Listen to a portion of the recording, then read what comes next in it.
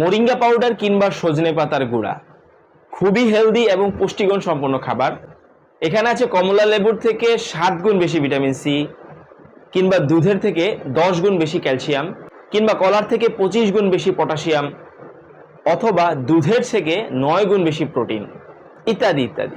আসলেই কি আপনার শরীরে 25 গুণ বেশি পটাশিয়ামের প্রয়োজন আছে, কিংবা 9 গুণ বেশি প্রোটিন, অথবা 7 গুণ বেশি ভিটামিন সি, কিংবা 10 গুণ ক্যালসিয়াম? বিভিন্ন চটকদার বিজ্ঞাপন দিয়ে হয়তো ইতিমধ্যে আপনার ফেসবুক ফিড ভরে গিয়েছে, কিংবা আপনি এই বিজ্ঞাপনগুলো দেখে সজনে পাতা খাওয়া আরম্ভও করে দিয়েছেন। কারণ যেভাবে আপনার কাছে এই সজনে পাতার গুঁড়াকে একটা সুপার ন্যাচারাল বা সুপার ফুড হিসেবে পরিচয় করে দেওয়া হচ্ছে, আপনি খুব সহজেই এই খাবারটা কিনবেন এবং খাবেন, এটাই স্বাভাবিক। আসলেই কি সজনে পাতার এমন কোনো গুণ রয়েছে যেটার মাধ্যমে হাইপারটেনশন, ডায়াবেটিস, কোলেস্টেরল, এমনকি হাইপোথাইরয়েডের মতো লং টার্ম যে অসুখগুলো আছে সেগুলো চিকিৎসা দেওয়া সম্ভব?